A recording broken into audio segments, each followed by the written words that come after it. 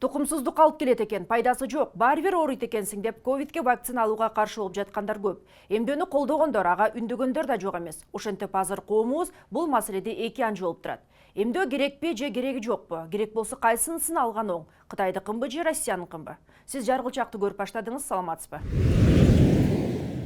Коронавируска каршы эмдөө бизде мартта башталган. Жерлерде алган эмес соода борборлорунда да эмдөө пункттары ачылган. Бирок вакцина алууга шашылгандар жокко эсе.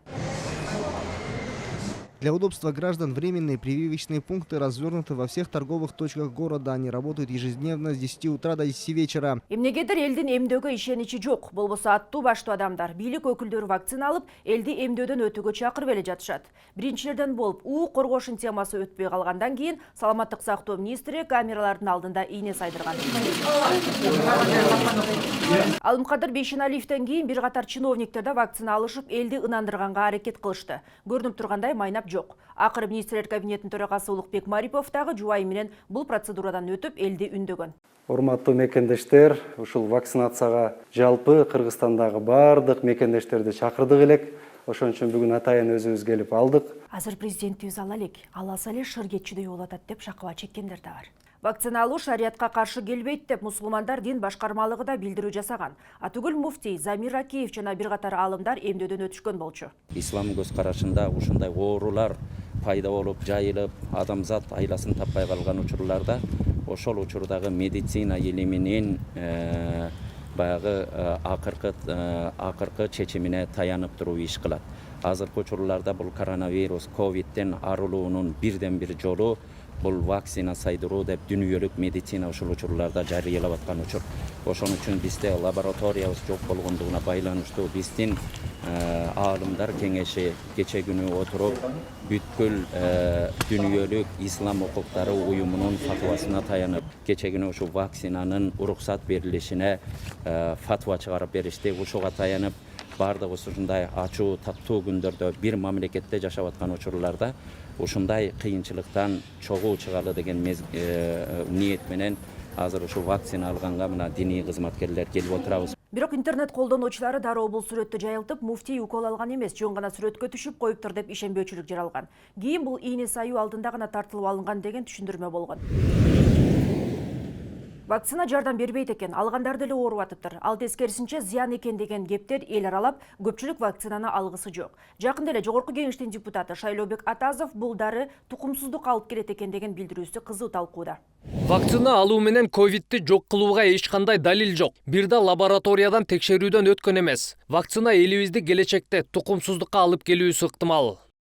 Ансызда эки анча болуп тургандарды бул сөздөр такыр айнытты. Буга кошумча саламаттык сактоо министрибиз дагы тукумсуздукка алып келеби деген суроого күмөн жараткан жолу кошулта кылды. Вакцина деген бул биринчи жаңы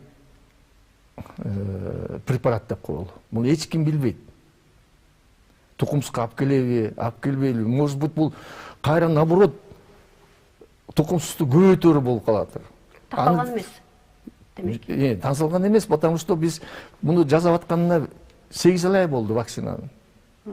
Эми бир 10 жылдан кийин анан кийин айта алсак болот, могу вакцина тукумсузга алып келет экен, бул алып келбейт экен деп. Бул сөздөрдөн кийин мамлекеттин ковидке каршы багыты башка, министрдикке башка го деген ой келбей койбойт экен. Бир жагынан билбесе ушундай жооп берет да деп аны жактаганга да аракет кылдым. Акыры кандай болот, кимге ишенебиз деп Бишкек шаарынын башкы иммунологуна кайрылып көрдүк. Бурул Шарипжановна, вакцина тукумсуздук алып келет экен, ооруга пайдасы жок, тескерисинче зыян деген сөздөр айтылып жатат. Буга кандай дейсиз? Бул негизи көп адамдар түшүнбөй жатат да бул жөнүндөчү. Бул вакцинада эмне бар биринчи составында? Ошону билиш керек да. Убитый вирус деп коебуз, өлгөн вирус бар да. Бул ооруну да чакырбайт, жанагындай тукумсуздук дегенге да алып келбейт. Ошондой эле вакцина бизде ушундай технология менен жасалган, балдарга сайылып келип атат. ИПВ деген вакцина, инактивированный вакцина против полиомиелита деп коет, шал оорусуна каршы. Ошонун эле технологиясына жасалган вакцинада болчу андай нерсеге адамдар негизи көп ишенбей эле коюшса болот да, бирок эмнегедир ушул көп терс жактарга бат таасир берип, биздин адамдар көбүнчөсү ушу терс жакка бат көңүл буруп атышат да. Ишенип вакцина алгандан кийин оорубайбыз деген кепилдик барбы? Андай кепилдик жок. Бирок оор түрүнөн сактайт да. Тяжелый форма заболевания деп атабыз. Ошондой түрүнөн сактайт. Мен деле ооруп айыктым, жеңил түрү менен мына. Ошондой эле кептемичи. Негизи эмдөөдөн өтүүнүн өзүнчө эрежелери болсо керек. Негизи өзү вакцинаны ден соолугу чың адам алыш керек. Любой мындай жанагындай эмдөө пункттарына барган адам ден соолугу чың болуп, анан кийин барып алыш керек да. Эми бирок азыркы күндө жанагындай бессимптомный форма деп деп жүрүп атпайбы? Анан кээ бир адамдар аны билбей калышат, ошондон да алып калып, анан 2-3 күн өткөндөн кийин анан клиникасы чыгып калып атат. Ал эми вакцинанын оорутаткан жок. Вакцина негизи оору чакырбайт, ал наоборот ошол коргойт да оорудан. Азыр бизге Спутник V жана Кытайдын Sinopharm вакцинасы келип жатат да. Азыр вакцина алам дегендер кимисине ишенебиз? Россияныкынабы же Кытайдыкынабы? Эми экөө тең эле бирдей вакцина. Экөө тең эле ошол ковидтин оор түрүнөн сактай турган вакциналар. Бирок азыркы күндө ушул Спутник аз эле калды. Бишкек шаары боюнча айтып атканымда аз эле калды. Бизде бир 200гө жетпегендей доза эле бар.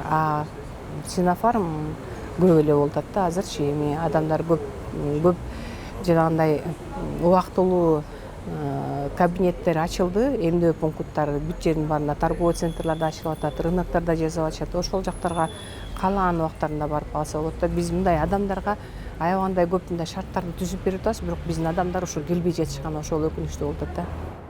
Эми акыркы суроом болсун, мисалы мен жаңы ооруп айыктым дейли, дароо барып ала берсем болобу же 1 мүнөт өтүшү керекпи? Жок, 1 мүнөт өтүш керек.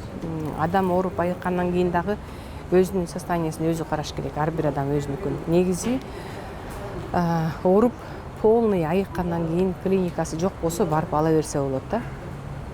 Ана жанагы иммунитет бар жок дегендерди ИФА текшеребиз, текшербейбиз дегендер болот атпайбы? Аларды ИФАны текшербейли. Адам өзү 6 ай мурун эң эле тяжелый формасы менен ооруган болсо, анда 6 ай жок дегенде күтүш керек болот. Анткени иммунитет бар организмде. А мындай жеңил түрү менен ооругандар болсо, алар ушул өзлөрүнүн состояниясын карап көрүп, врачка барып, температурасы жок, кашель жок, эчтекеси жок болсо, анда ала берсе болот да.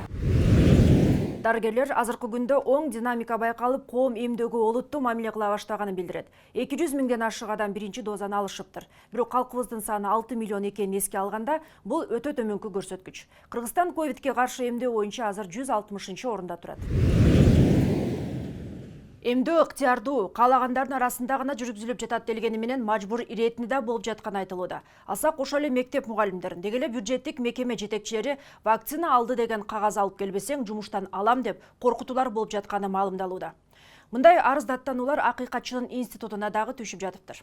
Элди коркутуу, үркүткөнгө жол бербеш керек. Тескерисинче, жергиликтүү бийликтер мыйзамдуулукту, адам укуктарын сактап, эмделди деген справка алып келбесең жумуштан бошотом, сыйлык, айлыгыңды албайсың деген терс көрүнүштөр менен күрөшүүгө тийиш. Азыр жалгыз Кыргызстан гана эмес, бүт дүйнөнүн өкмөттөрү коронавируска каршы анын жайылышын токтотуу үчүн, элдин өзгөчө жаш балдардын, улгайгандардын өмүрүн сактап калыш үчүн эмдөө жүргүзүп жатышат. Чип коет экен, тигил бул болот экен деп акылы, билими жоктор маалымат таратып атышат. Ошону жалган маалымат деп туура түшүндүрсө, эл көнөт, эмдөөгө келет. Көп мамлекеттерде милдеттүү түрдө эмдөө жүрүп жатат. Мисалга Филиппиндин президенти элине чочкого сайылчу вакцинаны саян деп коркутуп атат. Кээ бир өлкөлөрдө кызматтан алууга чейин барууда. Ал эми бизге коңшулаш өлкөлөрдө ошол эле Россияны алсак, эмдөөдөн өтпөгөндөрдү айрым коомдук жайларга да киргизбей жатканы кабарланууда. Азыркы учурда ковидке каршы эмдөө боюнча алдыда Британия, АКШ, Канада, Германия жана Израиль келе жатат. Алардын калкынын дээрлик жарымы вакцина алды. Бул өлкөлөрдө эл ыктыярдуу түрдө өтүүдө. Эмдөөнүн эң төмөн көрсөткүчтөрү жакын мамлекеттерде жана бийлигине ишенич жоголгон өлкөлөрдө болууда. Мына ушундай, оорубаңыздар.